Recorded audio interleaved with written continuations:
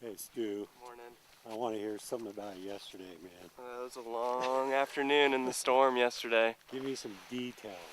Well, Because you were telling me we had this little ascent, and then we just kept going and going and going. So what's going on? What happened it yesterday? was a little bit longer than I thought it was going to be. My memory wasn't as good as I thought it was. But yeah, we hit some lightning and hail and a little bit of a downpour on the ridge, and I think it made everybody feel like they wanted to get here faster, but we still had a little bit to go. But we're here. We made it. No problem. All right. Everybody's a little sore, probably a little tired, but we get to relax and sleep in today. All right.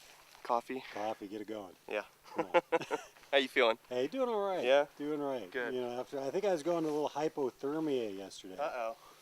My fingers weren't functioning, you know, Yeah. but I warmed up nicely. Good. So yesterday was quite an experience for all of us. Yeah.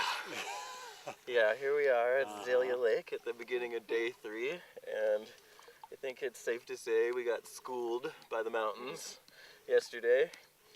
We made a decision towards the end of the day to push through to this lake and add an extra 4.5 miles and a few thousand feet of elevation up and down, and we ended up on an exposed ridgetop in the evening in the middle of a lightning storm. Hailstorm. Yeah, hail and lightning and thunder and driving winds and rain. It was pretty exciting. And right now, what lake are we at? Azalea Lake, right in the heart of the Red Buttes Wilderness. And, you know, when you look around at all the other places around the Klamath-Siskiyou, you've got the Marble Wilderness and the Trinity Wilderness and the Siskiyou Wilderness. And when you look at the original plans for those wilderness areas, and then you look at the maps today, you can see they look about like they were originally proposed to look. But the Red Buttes Wilderness doesn't look anything like its original proposal.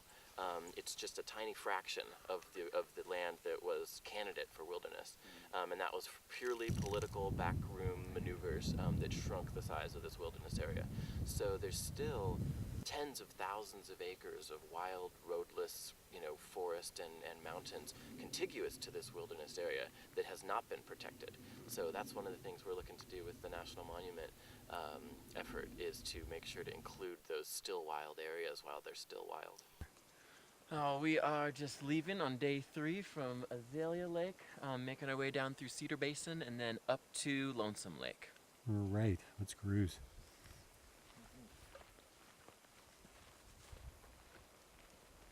Well, we are just walking along the headwaters of the Butte Fork of the Applegate River and just wandered into a grove of weeping spruce, or brewer's spruce.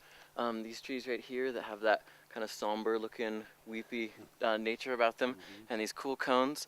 It's one of the rarest spruce trees in the world, and they only grow between 4,000 and 7,000 feet right on the Oregon-California border, almost completely within the proposed Siskiyou Crest National Monument. Very cool tree that not very many people have seen.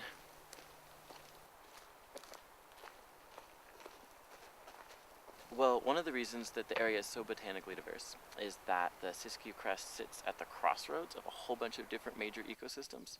So you've got things from the coast that are at the very eastern edge of their limit, and then you've got things all the way from the Great Basin Desert that are at the very western edge of where they reach.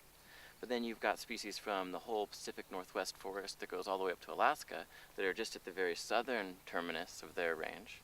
And then you've also got, on top of all that, the northern edge of the California floristic province, which is just, you know, legendary epicenter of biodiversity, you know, even globally. So you've got all those 4 things mixing together and pieces of each one. Okay, I'm zoomed in on these jagged red peaks over there, Laurel. What's going on over there? Well, those are the Red Buttes that the Yeah. Red Buttes Wilderness is named after. I believe that's a chunk of marble on the right, that white patch sitting there.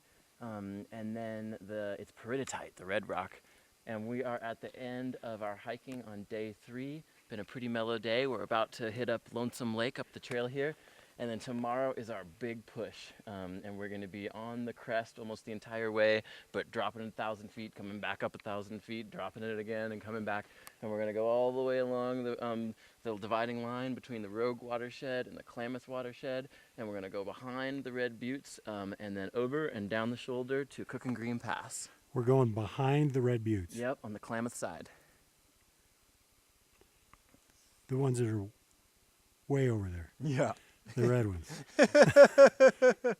Wow. Let me zoom in on that again. Those. Totally human scale. All right.